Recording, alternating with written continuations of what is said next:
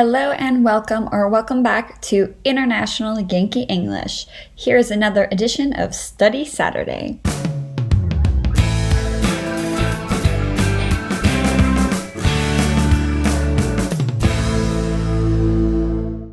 So if you are a member of our private Facebook support group called International Yankee English, you may have noticed that we have been running polls every single Sunday now for the last 2 weeks.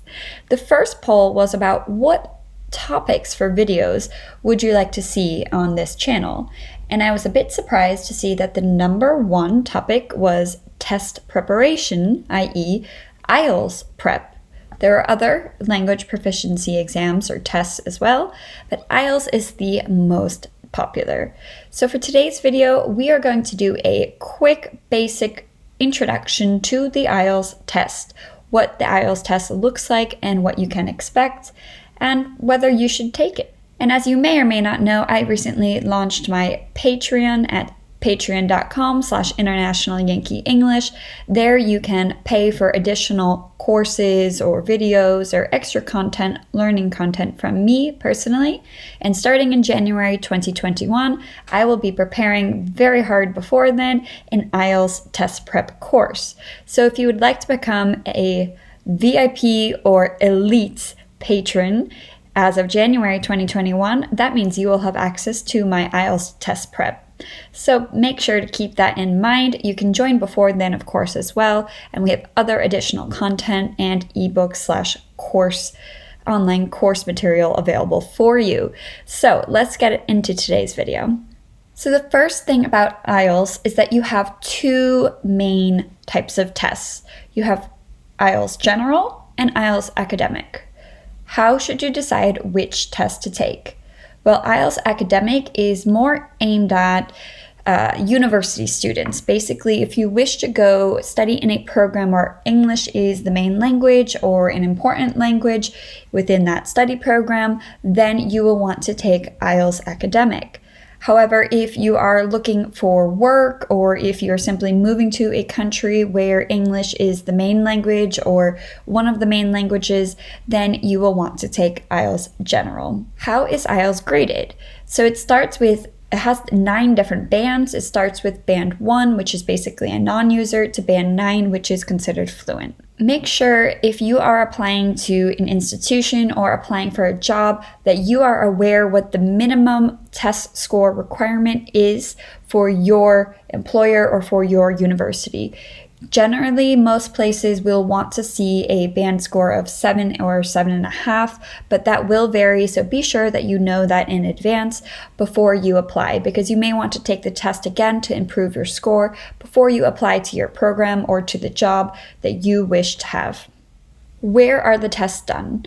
Normally, these tests are always done in person. However, because of coronavirus, that is not always possible. So they have come up with a temporary solution where you can do this with a test indicator online. And as long as the pandemic is persisting, then those scores can be used by many employers or many schools. It depends on the employer or the school that you are applying to. So just be mindful of that. Right now, it is not possible to take those scores. And once they start to have in-person tests or exams again, then the score that you have from online will no longer be carried over. You will need to take that test in person in order for the score to really be official. So you can do something in the meantime during the pandemic, but bear in mind that the official score needs to be done at a test center in person. So what's on the test? The test will test both academic and general, will test 4 main skills: reading, writing, speaking, and listening.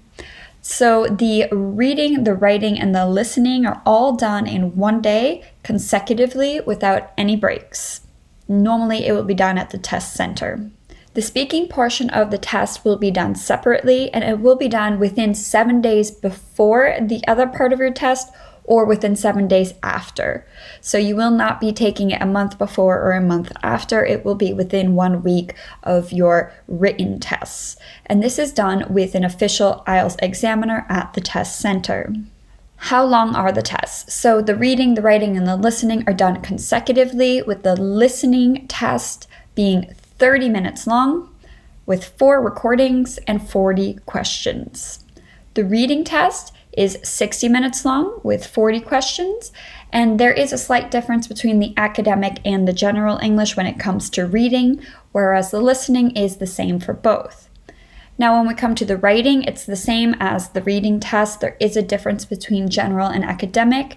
It will be 60 minutes long, and it will have 2 questions, and you will have to write longer pieces of writing. The speaking part of the test is broken up into 3 main categories.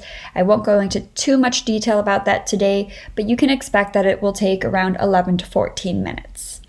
Now, I will link in the description box some links to the official websites. So there isn't just one organization that runs this. You have Ielts, you have Cambridge, you have the British Council. So I will leave all of the official links in the description box, as well as the test format links, as well as some free resources for you. So I'm going to post a little bit more cleanly. I will develop a unit in my Facebook group this weekend. So probably as this goes live, you will see that it's already there. But I will list and curate my IELTS prep free resources there in the unit in the Facebook group. So please request to join the Facebook group if you haven't already. It is for subscribers only. So first hit that subscribe button and then join the group. And then there you can find a unit entirely dedicated to free support for the IELTS test. In addition to that, I have an IELTS playlist that I have started. You can search for that on my channel, and I will put a link directly to that playlist in the description box as well. Additionally, I found a wonderful online free course that I find to be very thorough and easy to follow. I have one of my students currently enrolled in that and following that, and I will link that in the description box as well for you. So I hope this has been useful for you guys, and I look forward to hearing your questions in the comments. And hopefully, if you are seriously considering taking the IELTS exam, you will become a patron as of January 2021, and that we will have a wonderful time preparing you for your IELTS test. Thank you so much, guys. Don't forget to come back on Wednesday for Writing Wednesday.